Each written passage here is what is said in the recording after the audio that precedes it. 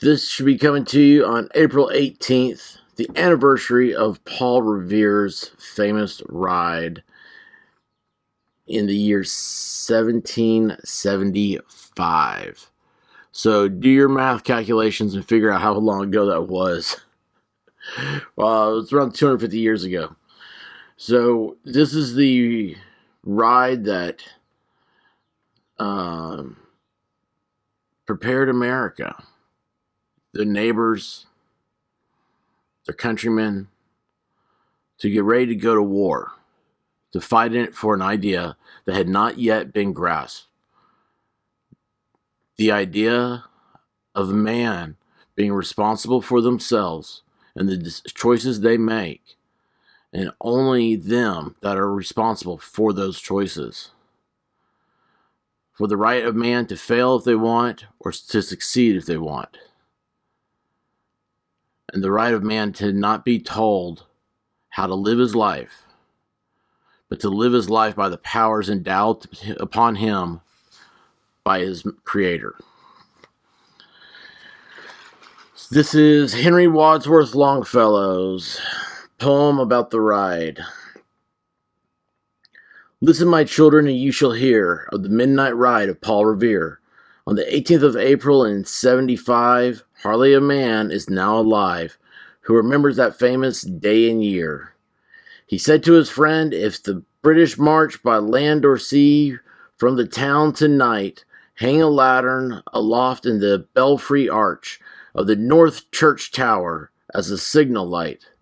One if by land, and two if by sea, and I on the opposite shore will be, ready to ride and spread the alarm through every Middlesex village and farm, for the country folk to up and to arm.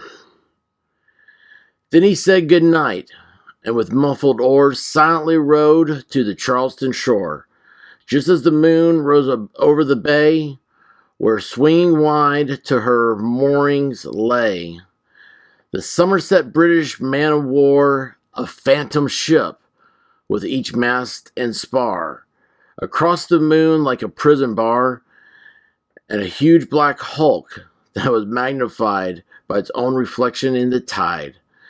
Meanwhile his friend through alley and street wander and watches with eager ears, till the silence around him he hears the muster of men at the barrack door, the sound of arms and the tramp of feet, and the measured tread of the grenadiers marching down to their boats on the shore. Then he climbed to the tower of the church, up the wooden stairs with stealthy tread to the belfry chamber overhead, and startled the pigeons from their perch on the somber rafters that around him made masses and moving shapes of shade by the trembling ladder, steep and tall, to the highest window in the wall, where he paused to listen and look down a moment on the roofs of this town, and the moonlight flowing over all. Beneath the churchyard lay the dead, in the night encampment on the hill, wrapped in silence so deep and still, that he could hear like a sentinel's tread the watchful night wind as it went creeping along from tent to tent, and seeming to whisper, all is well. A moment only he feels the spell of the place and the hour, and the secret dread of the lonely belfry and the dead. For suddenly all the thoughts are bent on a shadowy something far away, where the river widens to meet the bay, a line of black that bends and floats on the rising tide like a bridge of boats. Meanwhile, impatient to mount and ride, booted and spurred with a heavy stride, on the opposite shore walked Paul Revere. Now he patted his horse's side. He gazed on the landscape far and near, then impetuous stamped the earth, and and tightened his saddle girth. But mostly he watched with eager search the belfry tower of the old North Church, as it rose above the graves on the hill, lonely and spectral and somber and still. And lo, as he looked on the belfry's height, a glimmer and then a gleam of light. He springs to the saddle, and bridle he turns, but lingers and gazes till full on his sight a second lamp in the belfry burns. A hurry of hoofs in a village street, a shape in the moonlight, a bulk in the dark, and beneath from the pebbles in passing a spark, struck out by a steed that flies fearless and fleet.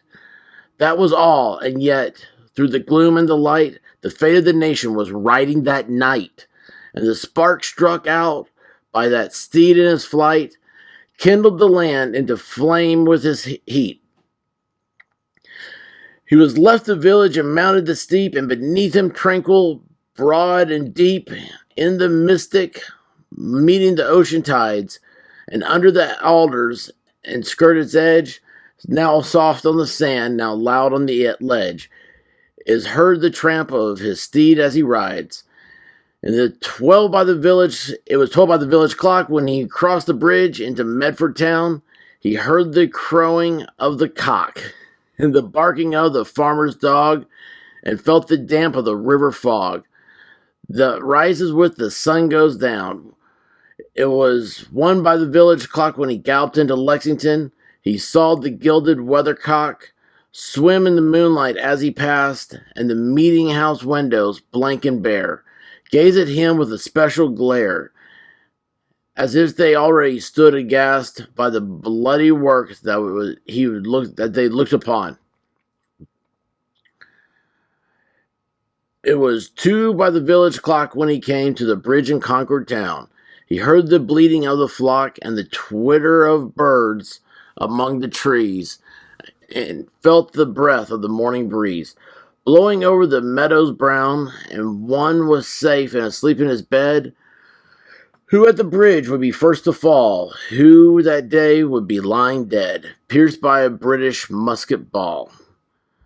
You know the rest in the books you have read, how the British regulars fired and fled. Now the farmers gave them ball for ball from behind each fence and farmyard wall, chasing the redcoats down the lane, then crossing the fields to emerge again under the trees at the turn of the road, and only pausing to fire and load. So through the night rode Paul Revere, and so through night went the cry of alarm to every Middlesex village and farm.